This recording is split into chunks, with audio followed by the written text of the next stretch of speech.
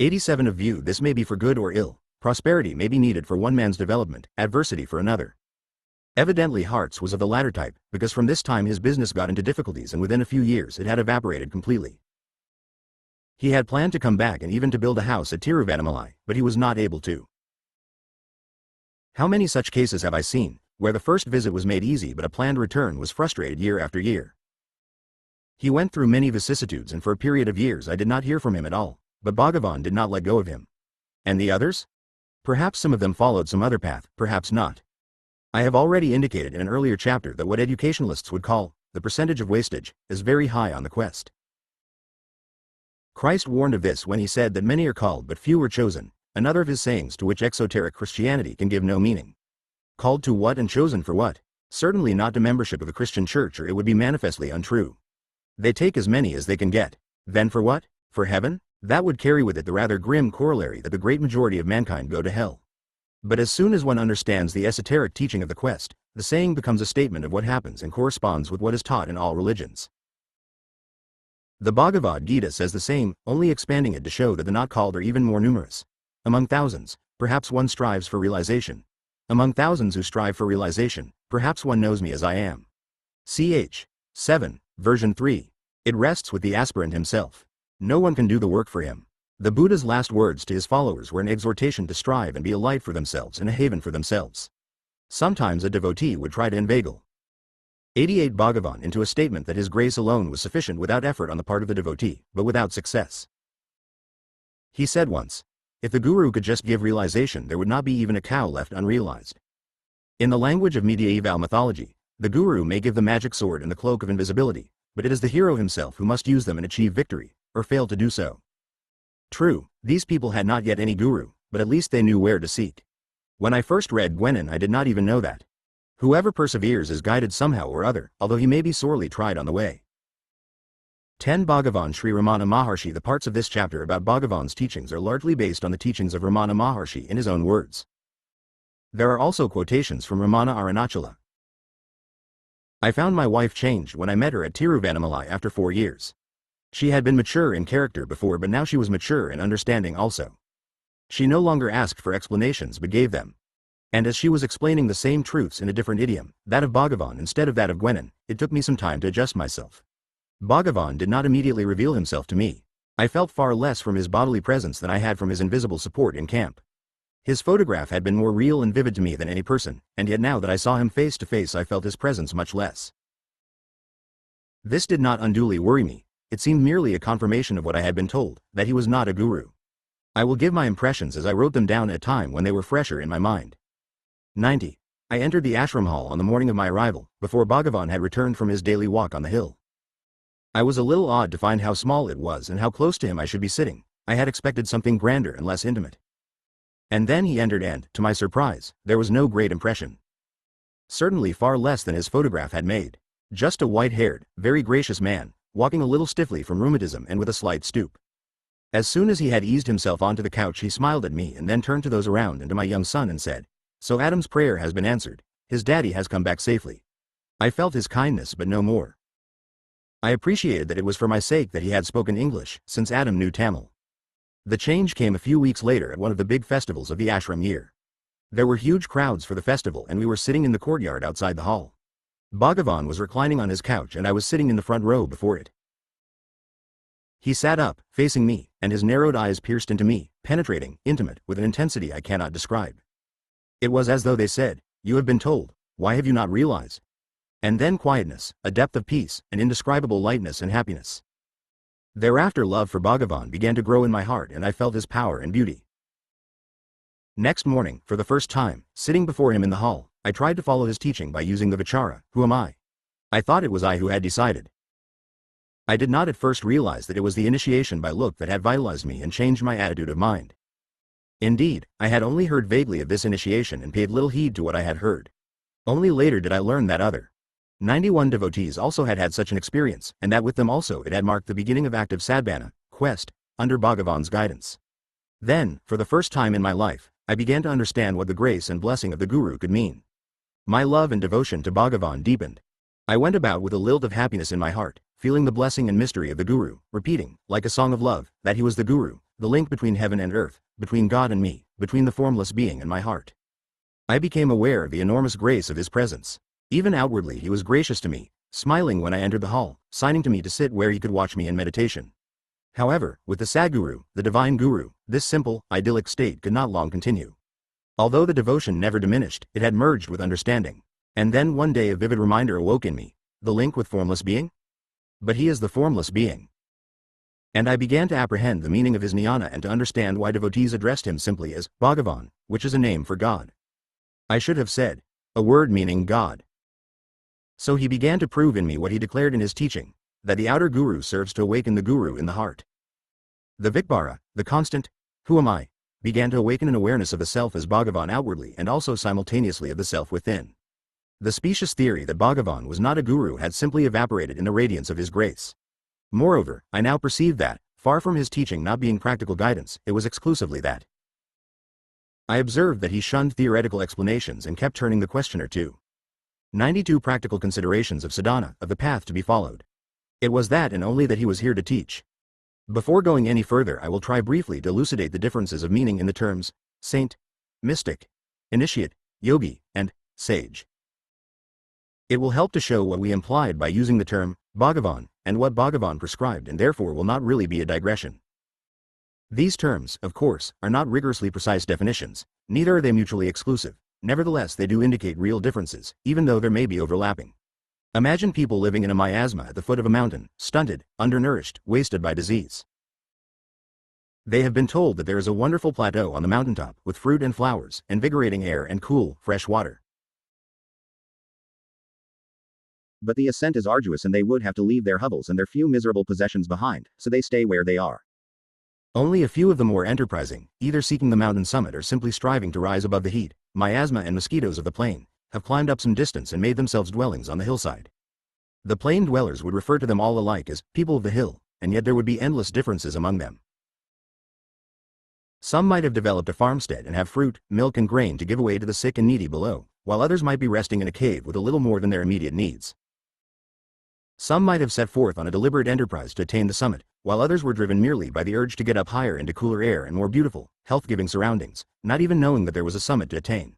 Even among those who started out with a plan of ascent, some might have put it aside till a later, indefinite 93 date, once they had made a home somewhere along the path, while others might regard each pleasure grove they came to as no more than a resting place from which to plan the next stage of the ascent.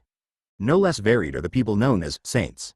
Not only in their level of attainment did they vary, but in their understanding of the goal and their dedication to further striving towards it. Also in the powers they manifest and the benefits they bestow. Only the Roman Catholic Church officially canonizes saints, in other religions they are simply recognized. One criterion the Church demands is the performance of miracles. Power may flow through a saint, but it is by no means necessary that he should be interested to manifest powers. Also, the possession of powers is no proof of sainthood. This the Church recognizes. Not only that, but Christ himself warned against false prophets who would perform signs and wonders. The mention of powers invites consideration of a slightly different category, that of the yogi or initiate, for the yogi is simply an initiate of one particular type of Hindu path. There is no clear demarcation. Indeed, a saint may be a member of an initiatic order, while an initiate who has attained to a higher state will be a saint. Nevertheless, the accent here is rather more on powers and faculties and less on sanctity. The initiate is following a definite technique intended to cause changes and development of mind and character and ultimately to lead to beatitude. The saint also may be, but he may have been swept up by the sheer force of his aspiration and devotion, not knowing in theory whither he is being born or by what means. There were initiatic sciences, hermetic or alchemical, in mediaeval Christendom and still are in India, yogic and tantric sciences, which develop powers and faculties in a man such as would be generally termed supernatural. 94 purity of character and motive are supposed to be essential in these sciences, but unfortunately there are people who practice them without and become rather occultists than saints. I myself have seen people in India who could perform wonders, and there was nothing spiritual about them. The great Tibetan Buddhist Saint Milarepa, whose life has been translated into English by Evans Wentz, first attained occult powers for the egoistic purpose of revenge on relatives who had dispossessed his mother and himself. When he turned to a genuine spiritual path, he had to undergo terrible austerities to purify himself from this aberration. The meaning of initiate, therefore, ranges all the way from saint, on the one hand, to occultist, on the other, apart from the many initiates, indeed the great majority, who achieve no recognizable development at all as a result of their initiation. The term mystic also is vaguely used. Both the saint and the initiate may be a mystic, In fact, it might be held that the genuine saint and the successful initiate must be. However, there can be mystics who are neither saints nor initiates. The emphasis here is rather on intuitive knowledge, vision or ecstasy than on either sanctity or powers. Moreover, it may be a passive state without either the theoretical understanding or the practical disciplines of the initiate and without the saint's striving for purity. What is held to characterize it is the occasional largesse of vision or beatitude, descending unearned. Even here there is a very wide range of what the mystic glimpses, from pure self-realization to sensual visions and divine visitations. There is one flank of the mountain where the ascent is sheer, with no pleasant groves to rest in on the way, where, to compensate for this, the path is direct and the crest already visible from the plains below and throughout the ascent. This is the direct path taught by Bhagavan. There are no stages on this 95 path. Indeed, followers of Bhagavan are apt to be impatient when they hear of stages or degrees of realization upon some indirect path and to say, what does all this mean? Either a man has realized the self or he has not. This attitude is right as regards their own path but not necessarily as regards others, for there are paths on which the wayfarer does not aim at realization of the self, the ultimate end of supreme truth, or at any rate not directly, and the term, realization, is used with a different meaning, to signify merely the attainment of some higher state which, however, is equally transient and illusory within the ultimate reality of the self. However, although the wayfarer on the direct path does not attain to any higher states along the way, he may be blessed with glimpses of pure self-realization, beyond all states, which will suffuse and irradiate his whole life. Speaking of pure self-realization and the direct path to it, Bhagavan affirmed quite definitely both, that there are no stages in realization and that realization is not normally permanent when first attained. It may come in occasional flashes but cannot be permanent until the vasanas, inherent tendencies impelling one to desire one thing and shun another, have been eradicated. Two modes of conscious planned ascent have now been indicated, whatever name one may give them, apart from the occasional transportation of the mystic and the uncharted elevation of certain saints. That of the man who ascends in stages, becoming stabilized in this lifetime in some higher state, possibly with higher powers, but with no direct, and often even no theoretical knowledge of the supreme state of self-realization, and that of the man who envisages the supreme truth of identity, strives towards it, perhaps has occasional glimpses of its realization but, until attaining it, is not established in any higher. 96 state, which is preferable? The question is unrealistic, since each aspirant will follow the path that accords with his temperament and that his destiny makes available. Another question that may be raised at this point is that of the benefit to those below. Reverting to the symbol of the mountain, should the hill dweller who is facing downwards, having established a homestead not too high up from which he can supply the sufferers in the plains below, not be considered preferable to one who has turned his back on them and struggled up on his lone path to the summit? He might be if the symbol held good, but it does not. It is cancelled out by Christ's saying that to him who attains the kingdom of heaven all else is added. It is therefore he who has greatest power to help others. One's own self-realization is the greatest boon that one can bestow on others, while at the same time, paradoxically, it reveals that there are no others to whom to bestow boons. It is like waking up from a dream, and to ask what can be done for others is as senseless as worrying what happened to the people one saw in last night's dream. And yet waking is the best way to help them. Both are true. Plotinus is usually spoken of as a sage and Eckhart as a mystic, and yet they would both appear to fall into the same category of wayfarers on the direct path. In theory they both showed complete understanding of the absolute oneness of self-realization, of what Gwenon called the supreme identity. In practice also they both seem to have had glimpses of realization such as Bhagavan refers to, although it is clear from what they themselves wrote that they were not permanently and irrevocably in the state to be thus established as possible, although very rare. Again, among thousands, perhaps one strives for realization. Among 97,000 who strive for realization, perhaps one knows me as I am. Bhagavad Gita, ch. 7, verse 3. This does not imply knowing as one does another but knowing by being. It means simply to realize the self that you always were by complete dissolution of any other than self in you, or, more correctly still, by complete dissolution of the mistaken belief that there ever was any other than self in you. This is the supreme state. It is beyond revelation, for who is to reveal to whom? Beyond prayer, for who is to pray to whom? However, the realized man may consciously act a part on the stage of life where prayer, like any other activity, is to be performed. He may act any part in life, that of king or hermit, married or celibate, famous or obscure, according to his apparent nature and destiny. I say apparent, because in fact he has transcended nature and destiny. Such a one was the Bhagavan I knew. He was the most simple, natural, unassuming of men. He was what a man should be, quite without affectation, like a child, and at the same time with an indescribable beauty and wisdom and with such power that many trembled in his presence and feared to speak to him. To address him in the third person, as Bhagavan, seemed less inappropriate than saying, you, to one who was leading us beyond the duality of you, and I. When the meaning was general and warranted it, he would also say, Bhagavan. Even if you let go of Bhagavan, Bhagavan will never let go of you. In simple daily affairs, he would play the part of an individual, just as an actor could play Lear's frenzy without himself being frenzied, without supposing that he was Lear. Unfortunately, few in the West understand the possibility of this supreme state. To make matters worse, the philosophers and theologians, who should be the ones to explain it, introduce 98 confusion by misunderstanding and therefore denying or misrepresenting it. In the East there is the opposite trouble, that this possibility is widely understood and is therefore claimed indiscriminately for everyone who can gather disciples. Bhagavan was also commonly referred to as the Maharshi, or Ramana Maharshi. A pundit once explained to me that this title, condensed from Maharishi, great sage, is applied to one who does not merely continue a tradition but inaugurates a new spiritual path. Certainly that would justify its application to Ramana Maharshi. In speaking of spiritual men, the question also arises of their recognition. It is not uncommon to hear someone express confidence that he would recognize a spiritual man if he met one. This, however, is not always possible. High spiritual attainment, even complete liberation, is not always recognizable.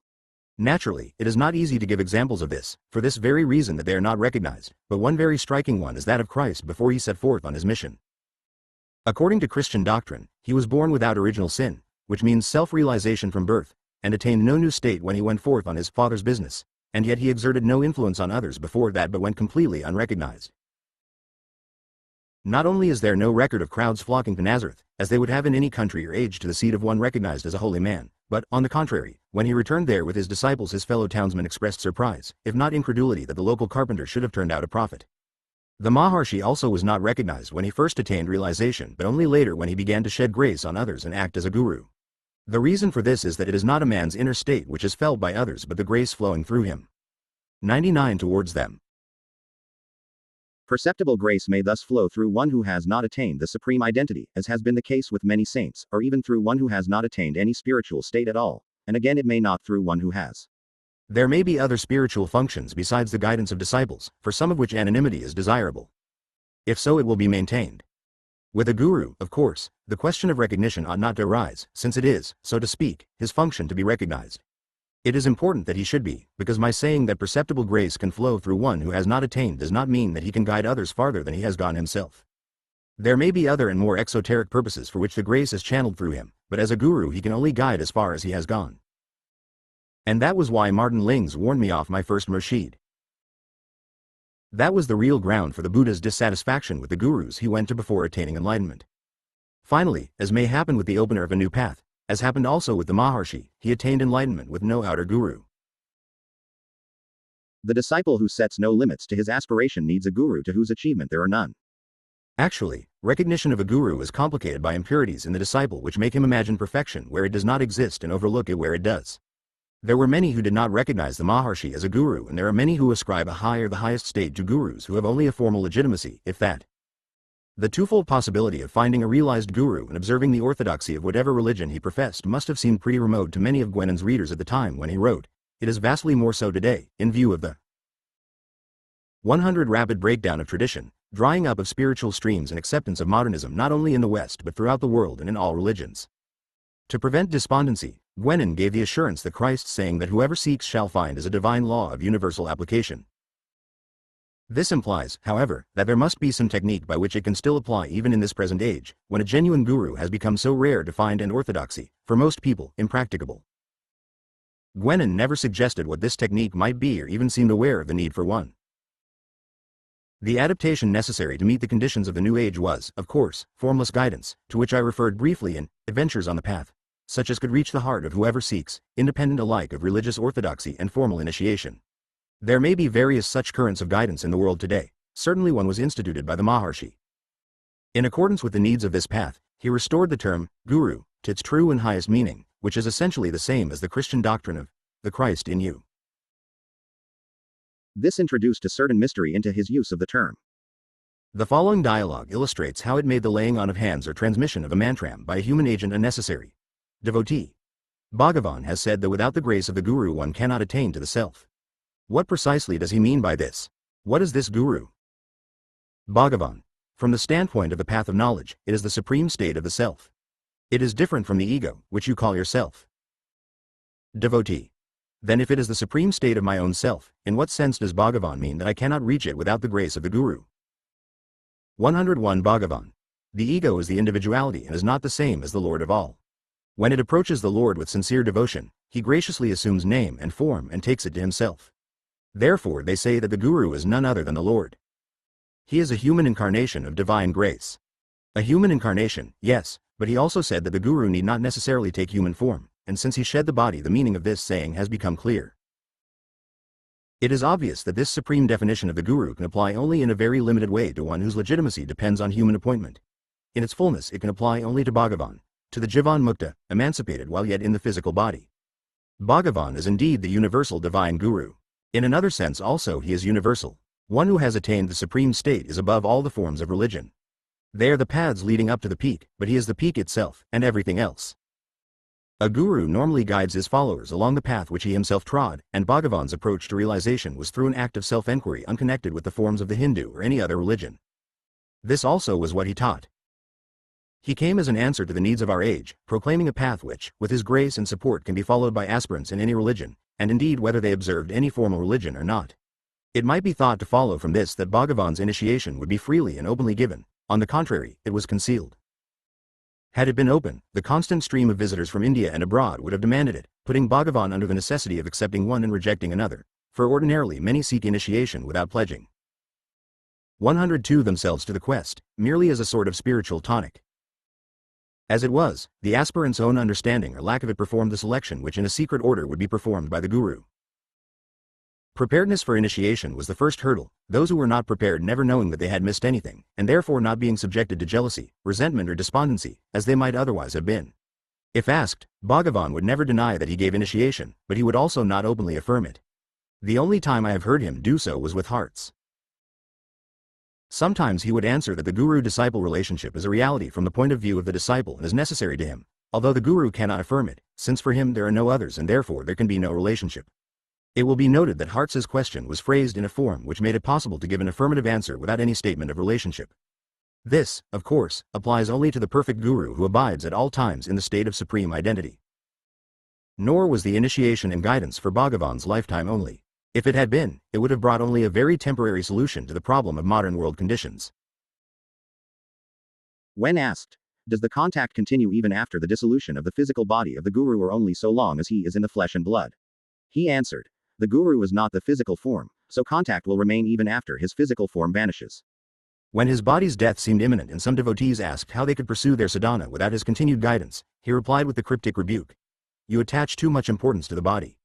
Indeed, one who has understood what is meant by the Jivan Mukta, in constant, unwavering, conscious identity with 103 the self, does not need assurance. He understands that the presence or absence of a body can make no difference. There are no stages in self-realization. There are no degrees of liberation. So there cannot be one stage of liberation with the body and another when the body has been shed. The realized man knows that he is the self and that nothing, neither his body nor anything else, exists but for the self. To such a one, what difference could the presence or absence of a body make? And in practice his devotees have found it so. Not only that, but new devotees continue to be drawn to him and experience his guidance as before. Many of those who come to Tiruvannamalai never saw him in his lifetime. Many also follow his guidance from a distance, being unable to come. There are not the crowds that there were before, but many of these were sightseers who craved some limited blessing. The proportion of true devotees is higher now. The support and guidance is no less. Being the universal guru, Bhagavan proclaimed his teaching openly. It has been usual for a guru to maintain secrecy about methods of training, even though he might write openly on theory. Indeed, this precaution was necessary, since it was illegitimate and might be dangerous to practice any technique without personal authorization. Under Bhagavan's guidance, however, understanding and aspiration are the only qualifications and their absence the only barriers. A visitor once asked him, may I be assured that there is nothing further to be learnt, so far as the technique of spiritual practice is concerned, than what was written in Bhagavan's books? He further explained, I ask because in all other systems the guru holds back some secret technique to reveal to his disciples at the time of initiation. 104 And Bhagavan replied, there is nothing more to be known than what you find in the books. No secret technique. It is all an open secret in this system. Open and yet secret, because although expressed openly, few seem to understand all the implications. The method is self-enquiry. Who am I? Sometimes he would say, whether or not you believe in the reality of the world or of God, you know that you exist, so start with yourself and find out first who you are. Who am I? What is the reality of me? Not my body, because it changes constantly from youth to age, from sickness to health, but I still am. Besides, I say that I have a body, not that I am one, and what I have is not what I am. Who is it that says, my head, my hands, my body? Also not my thoughts and feelings, ambitions and desires, likes and dislikes, hopes and fears. All these stay with me for a while and then pass away. Those I have now are quite different from what I had 10 years ago, but I still am. Besides, I have none of them when in a deep, dreamless sleep, and yet I still exist. And of them also I say, I have, not, I am. What, then, am I? What remains when all that is adventitious has been taken away? All this is not what Bhagavan meant by self-enquiry.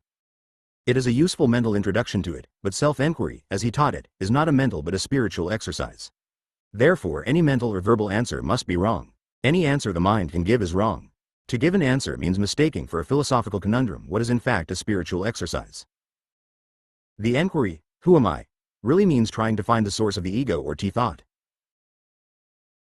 You are not to occupy the mind with other thoughts such as, I am not the body. Seeking the source of the I serves as a means of getting rid of all other thoughts. 105. It is also not a psychological study or technique for getting to know one's qualities or aptitudes or uncovering one's subconscious urges, but for realizing the self behind the ego that has these qualities and urges. Just as it is futile to examine the rubbish that has to be swept up only to be thrown away, so it is futile for him who seeks to know the self to set to work enumerating the tattvas that envelop the self and examining them instead of throwing them away, nor is it one I seeking for another. There is only one self in you, not two. A visitor once asked, isn't it funny that I should be searching for the tea? Doesn't the enquiry, who am I, turn out in the end to be an empty formula? Or am I to put the question to myself endlessly, repeating it like an incantation? And he was told, self-enquiry is certainly not an empty formula, it is more than the repetition of an incantation. If it were mere mental questioning it would not be of much value. Its very purpose is to focus the entire mind at its source. It is not therefore a case of one I searching for another. Still less is it an empty formula, for it involves intense activity of the entire mind to keep it steadily poised in pure self-awareness. Self-inquiry is the one infallible means, the only direct one, to realize the unconditioned, absolute being that you really are. Just as aspirants were warned not to make a mental investigation out of self-enquiry, so also they are warned not to make an incantation out of it and not to confuse it with the meditation, I am he. Self-enquiry is a different method from the meditation, I am Shiva, or I am he. It rather lays stress on self-knowledge, because you are first concerned with yourself before you proceed to know the world and its Lord. The I am he, or I am Brahman, meditation is more or less 106 mental, but the quest of the self is a direct method and is superior to it. Usually a man's mind is turned outwards, creating or following a course of action or of thought. Instead of that it is to be turned inwards upon itself, asking, who am I? Not seeking an answer to the question but simply experiencing the sense of awareness, of I amness, letting that alone remain in the consciousness. Man has three functions, action, thought and being. Being underlies the other two and is the necessary substratum for them, and yet is almost completely overshadowed by them, so that it is very rarely that a man is aware of actual being, of his pure I amness. To use a simile that Bhagavan often made use of, it is like a cinema screen on which a film is shown. The spectators are not aware of it but only of the pictures passing across it, and yet it is real and there are shadows on it. It exists unchanged before the showing of the film and while the pictures are moving across it and after they have come to an end. And it is quite unaffected by them. A fire in the picture does not burn it nor a flood make it wet. It is this awareness of being that is to be cultivated. It is developed by self-enquiry. Indeed, the quest for it is itself a mode of self-enquiry.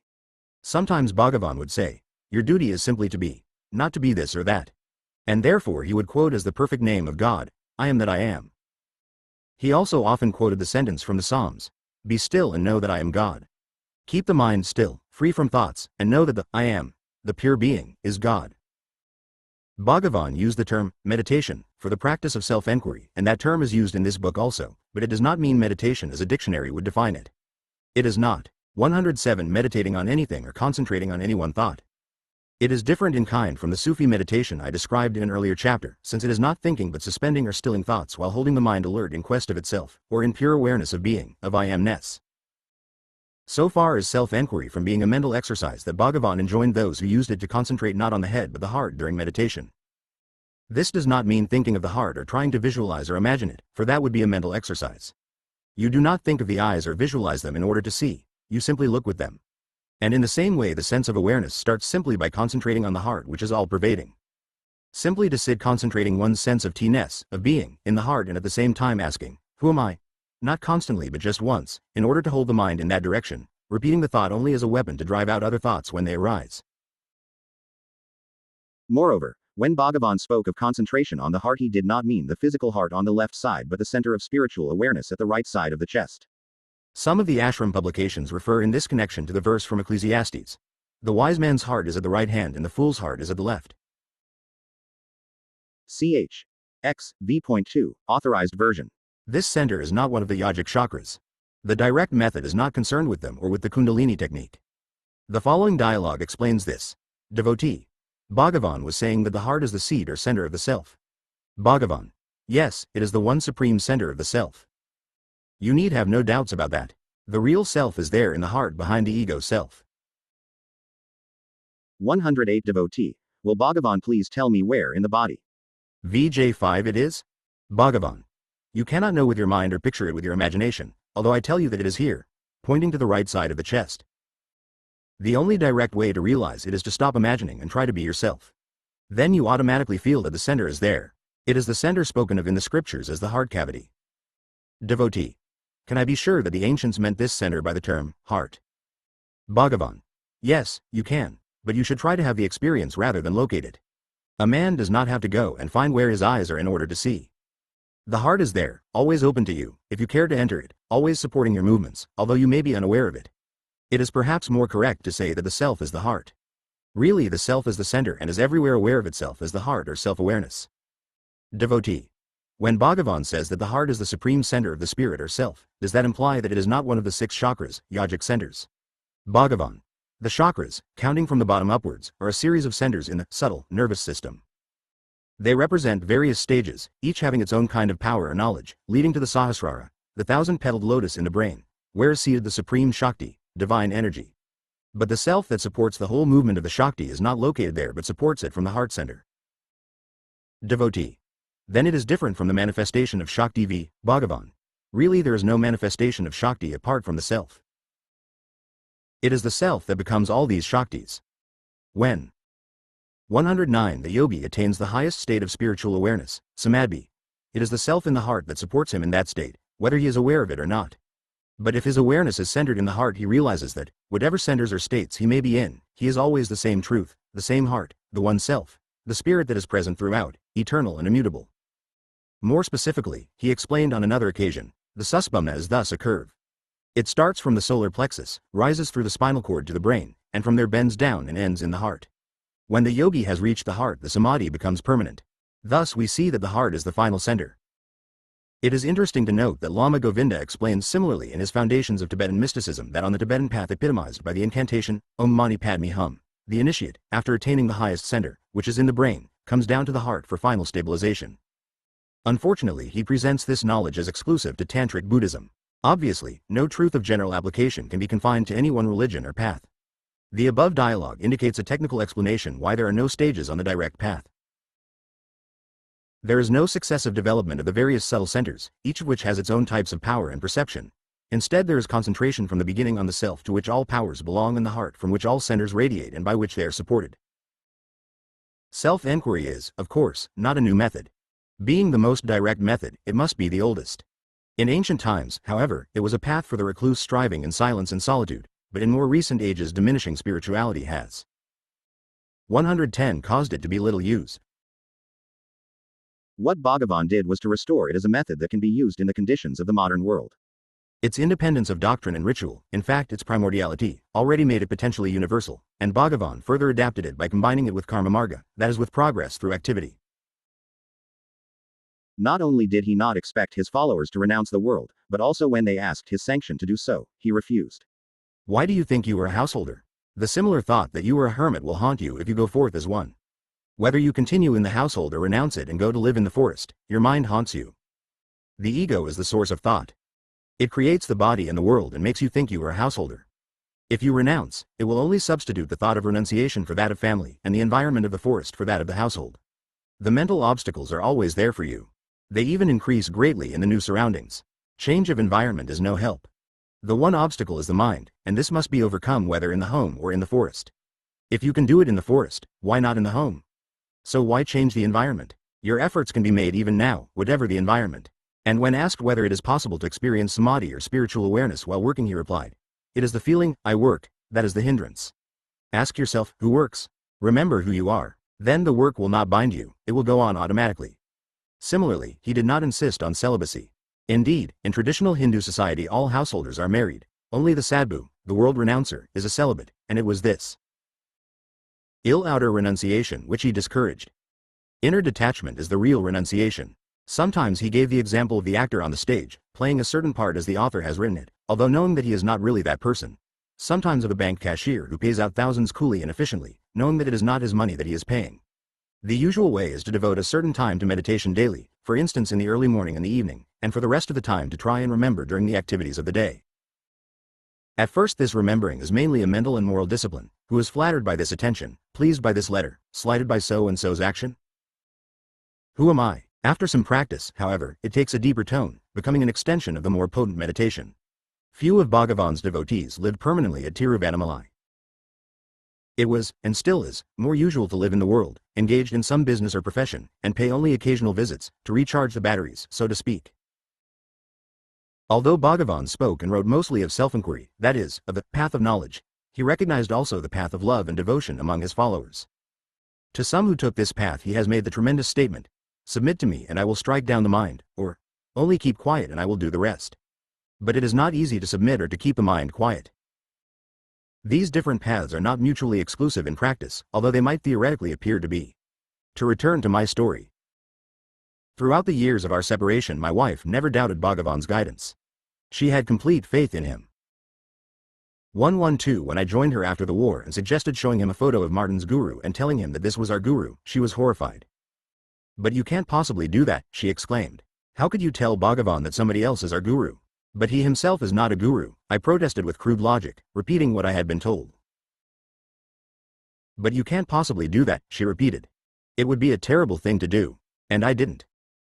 Nevertheless, despite her complete reliance on Bhagavan, she continued the exercises into which we had been initiated and never found it necessary to write to Martin about the change of allegiance. For someone as indifferent as she was to the theory of initiation and guru, and who, moreover, until coming to Bhagavan, had been so half-hearted about the whole matter, such behavior was quite natural, but could I do the same? I soon found that I could not continue the practices into which I had been initiated and which represented a different and less direct path. They became a terrible drag and burden on me. I forced myself to continue them for some time out of a sense of duty and then asked Bhagavan's permission to drop them. He gave it, saying, "Yes, all other methods lead up to self-enquiry." There was never any question of becoming a Hindu, which, even supposing it were possible, would have meant taking on myself a new burden of formalities. I felt therefore an obligation to inform the guru through whom, even though indirectly, the exercises had been prescribed, since it was in effect a change of allegiance. There was also the question of correcting Gwenon's mistake. Not only did I owe that to him, since it was he who had brought me forth from a life of 113 ignorance to quest for the goal, and thereby indirectly to Bhagavan, but there was the consideration of all the others who were inspired by him to seek a path and yet, by this mistake of his, might find the path blocked by his no road sign, as I had so nearly done.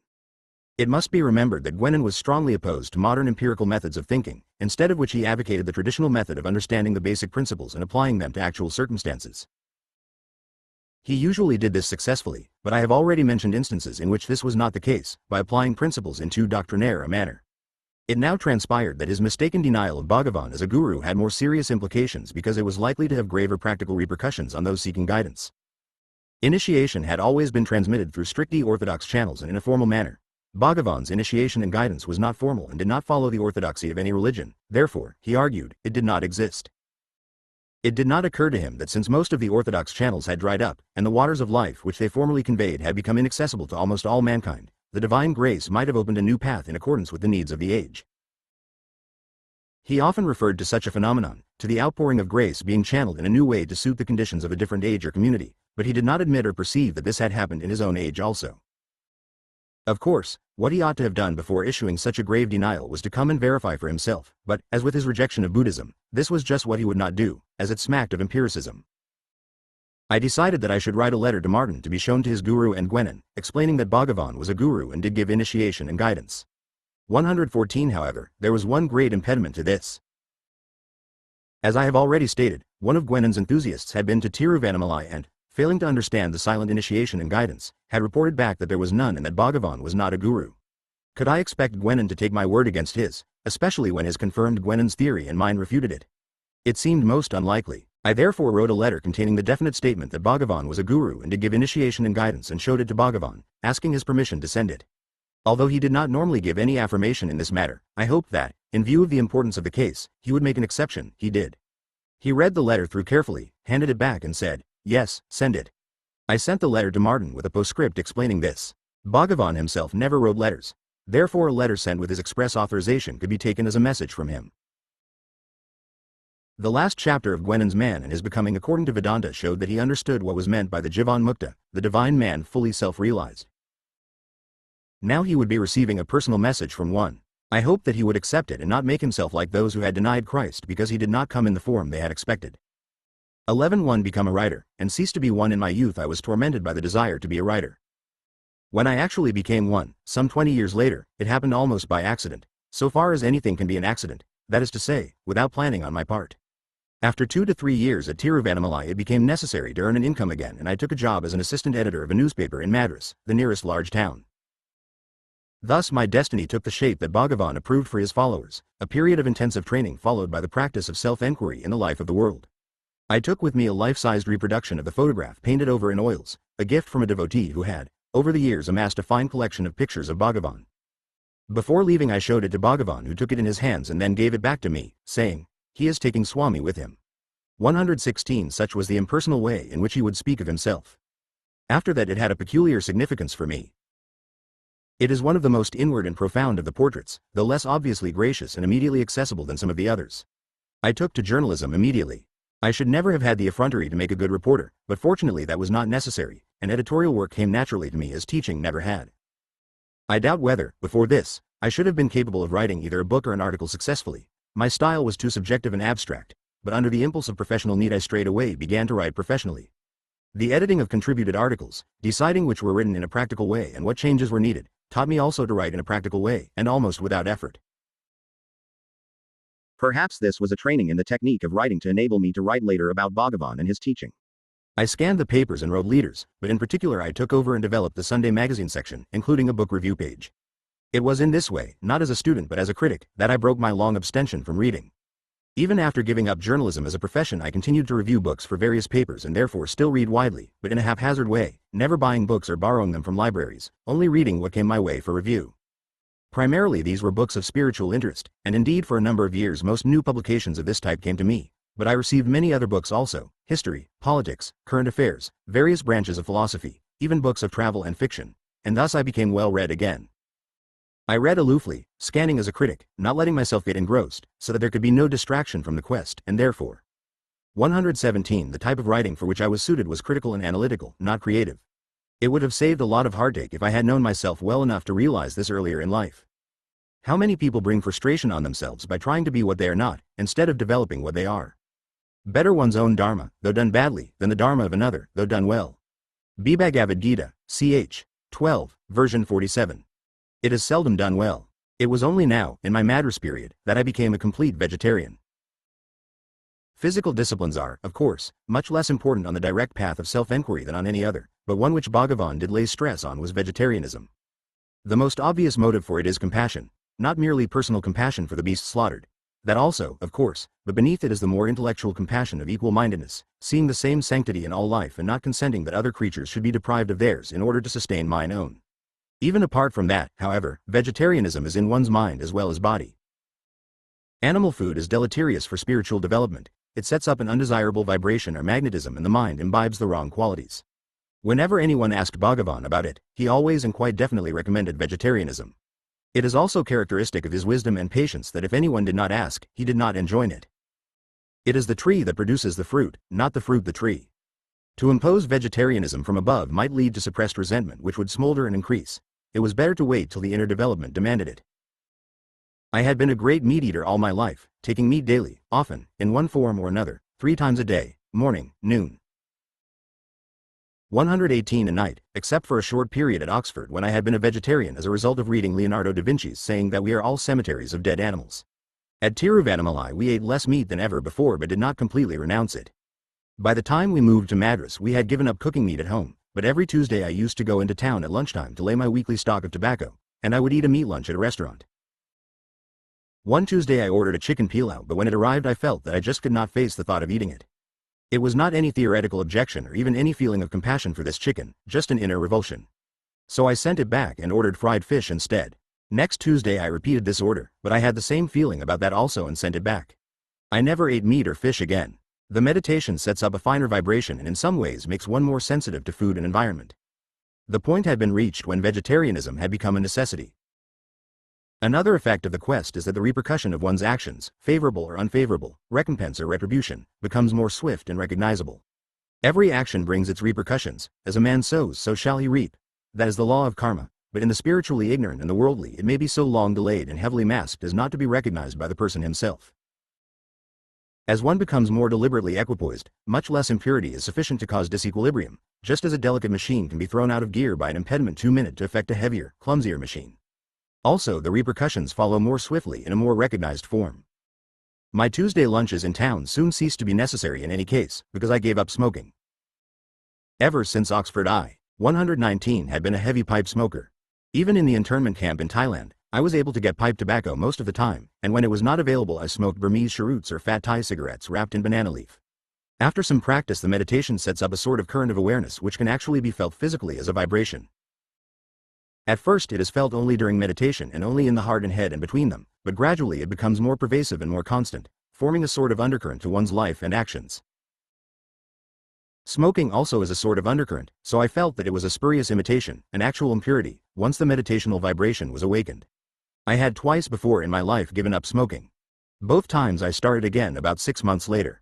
This time, however, it was final. I did not even wait to finish the tobacco in my pouch.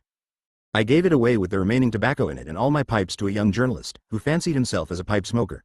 Perhaps because it made him look English, and never smoked again, or even wanted to. This current of awareness of which I speak could not be called exactly a pleasure, and yet one would not barter it for any pleasure imaginable.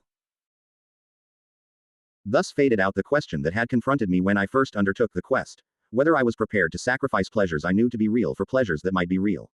My wife was not with me at all constantly in Madras. The children were still at school in the hills and expected her to spend the hot months there with them, and she also wanted to stay some time at Tiruvannamalai. We had had difficulty with accommodation and so now, while I was at Madras, she built a house there. She had firm faith that we should eventually be able to retire and settle down there, unlikely as it seemed at 120 the time.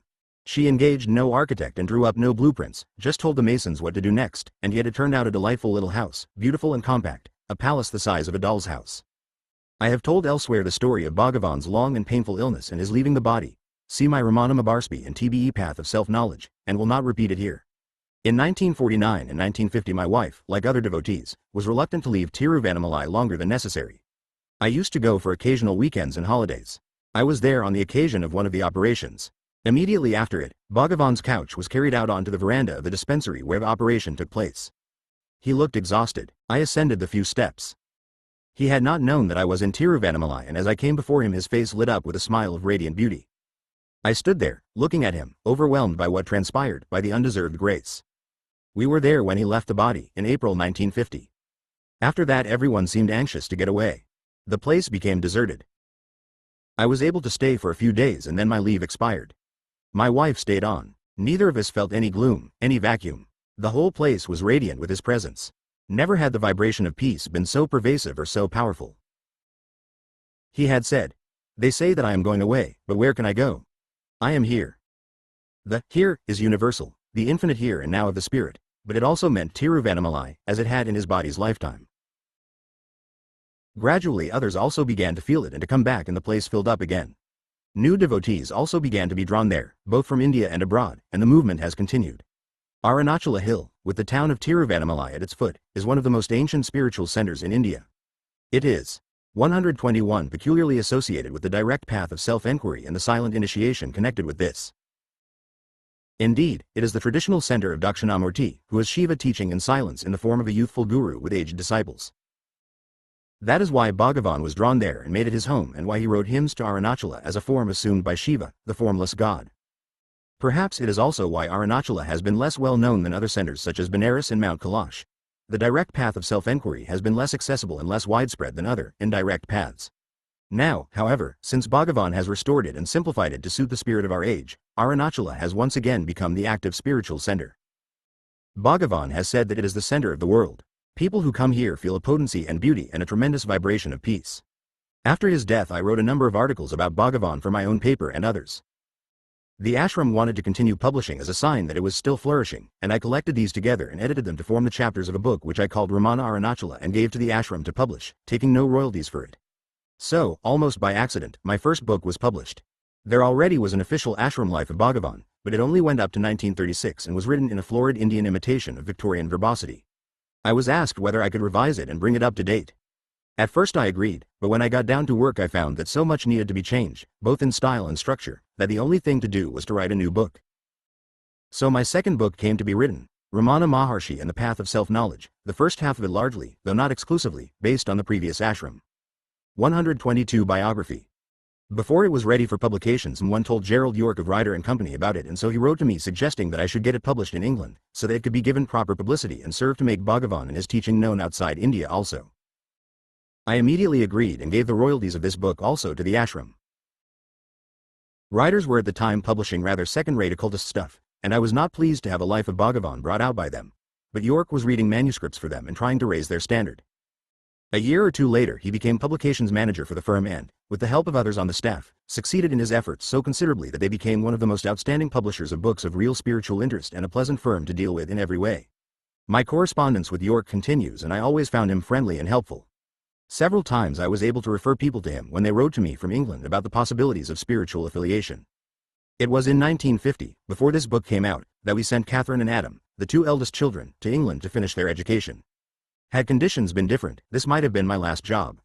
As it was, it became necessary to leave in 1952. I had an offer of a post on better conditions as principal of a high school in Calcutta. With Adam to pay for in England, that was quite a consideration.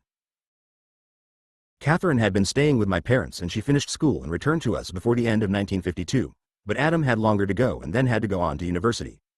After I had left the paper, the management of the school I was to take over vacillated and postponed, so it was already 123-1953 before we went to Calcutta.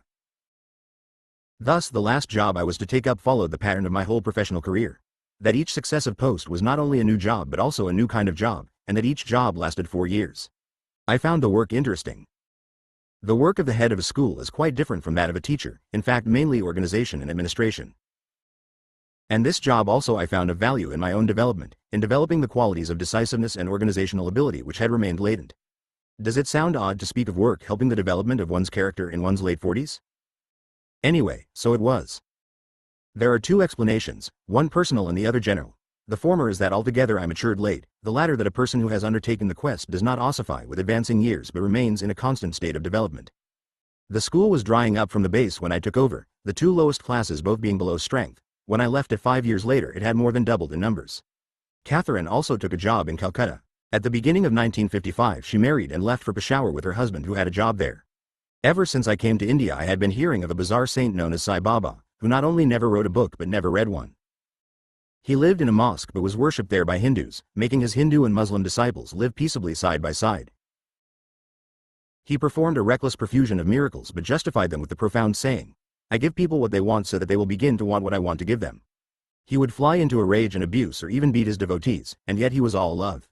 He would ask for money, a thing a saint in India never does, and yet it was all 124 distributed among the poor, and he himself would go out and beg his food.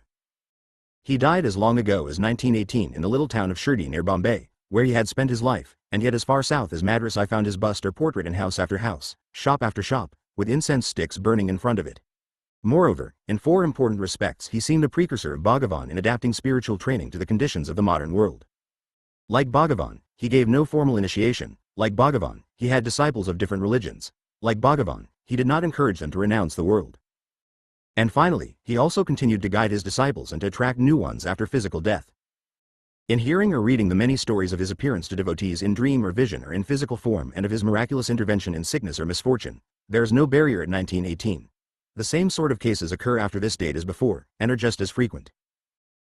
He probably has a larger following in India than any other saint, but is almost unknown in the West, perhaps because he has no philosophy or written teaching to comment on. There was no readable book about him in English, and I had long felt the need for one. I even wrote an article to that effect to an Indian periodical. I sent a copy of it to York, hoping that he might be able to find somebody to undertake the task. I felt that the life of so vivid and bizarre a saint should be written by someone with a more colorful style than mine. However, I saw eventually that if it was going to be done I should have to do it myself. So I wrote my next book, The Incredible Sai Baba. It was published in Calcutta by Orient Longmans, the eastern offshoot of Longman Green.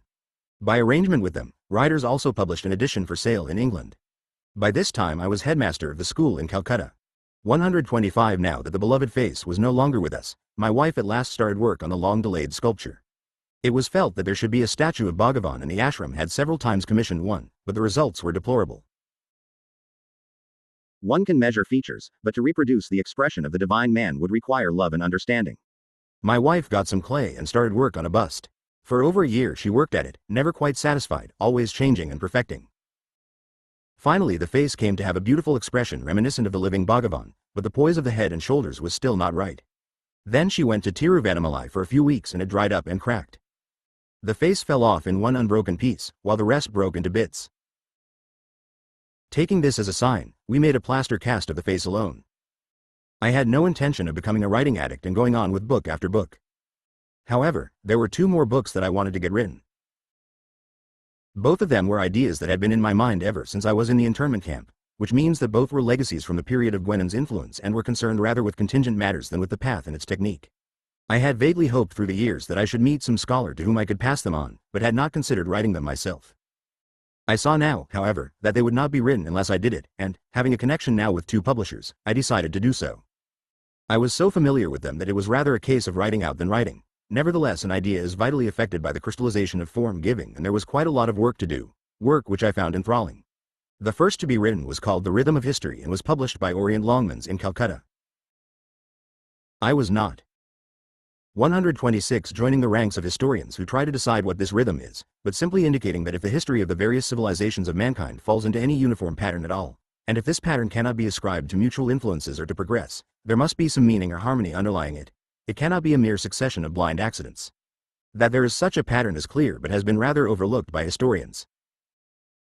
I began with the amazing coincidence of the founding or refounding of religions and civilizations about the 5th century before Christ, Lao Tzu and Confucius in China, Buddha and Mahavir in India, probably Zoroaster in Persia, Ezekiel and the Deutero-Isaiah and return from the Babylonian captivity among the Jews, Pythagoras in Greece, the founding of the Roman Republic, at all approximately the same time. Then, midway between this time and the time of Christ, there was the creation of great empires which served the diffusion and interconnection of the new cultural patterns, although not created for that purpose. Alexander's empire stretching from Greece to India, that of Asoka in India, the unification of China by the Qin, followed by the Elan dynasty with its state patronage of Taoism and Confucianism.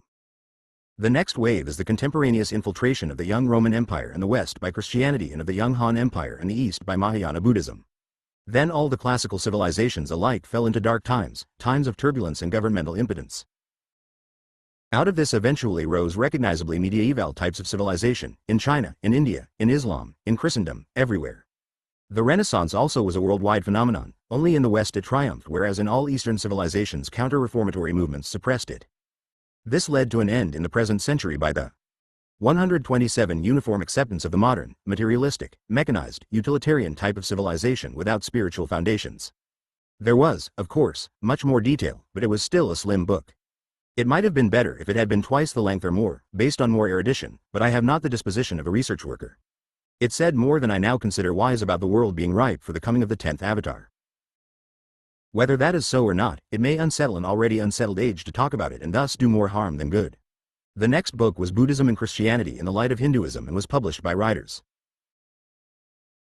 Although refuting Gwenon's condemnation of Buddhism, by implication but without actually referring to his statements, it was considerably influenced by his teaching, as was my whole outlook. Outwardly there is an extraordinary parallel between Buddhism and Christianity. Each in its own way relaxes the rigor and simplifies the complexity of the law, instituting instead a new form of religion based on the love or compassion of the founder. Both, as originally propounded, were religions of renunciation, favoring celibacy and leading naturally to monasticism. Both proved unacceptable to the people among whom they were proclaimed but provided a sort of export variety of the older religion for adoption by the neighboring peoples who had lost the spiritual plenitude of their own religions. In doctrine, on the other hand, They appear so mutually exclusive that one might be tempted to suppose that if one is true the other must be false, were it not for the sight of both types of doctrine existing side by side in Hinduism, both recognized as orthodox. Buddhism teaches non-duality in the 128 dissolution of the individual being in nirvana.